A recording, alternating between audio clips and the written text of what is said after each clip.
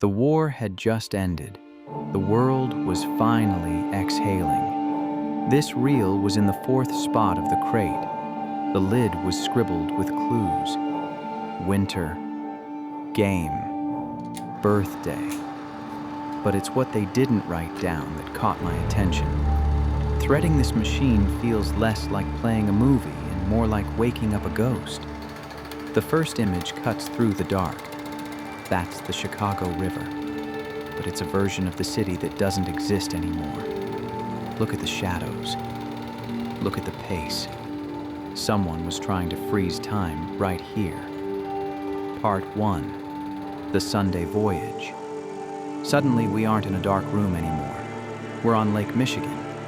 The life ring gives it away instantly. The city of Grand Rapids.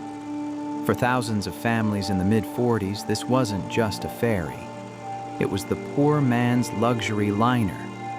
You put on your Sunday best, suits, ties, headscarves, and you left the noise of the city behind. Look at the hull. Cleveland and Buffalo Steamship Company.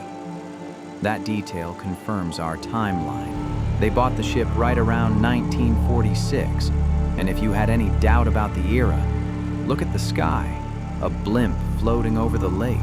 A ghost of aviation past, just watching them sail. Everyone looks relieved. The soldiers are home. You can see it in the way the men lean on the railing. No urgency, no fear. Just a summer afternoon they hoped would last forever.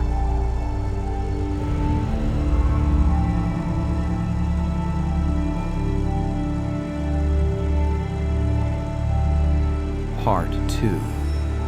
The garden. The scene shifts. The lid said birthday flowers, and here they are. Two women, deep in conversation. Maybe discussing the war, or maybe just the neighbors.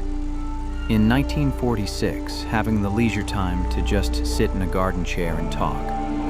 That was a luxury they had fought for. Part 3. The ball game. Then the energy changes. A company picnic, a church league, men in white t-shirts sliding into base, dusting off their trousers. A year prior to this, some of these men were likely in uniform. Now the only battle they have to worry about is the score at the bottom of the ninth.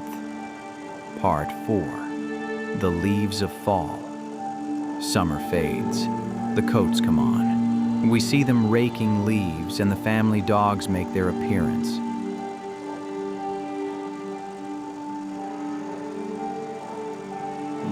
Part 5. Winter.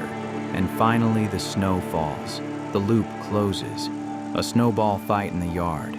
You can almost hear the laughter through the silence of the film. This family didn't know they were being watched by us 80 years later. They were just living, surviving the cold, holding on to each other, and waiting for spring. Closing the file.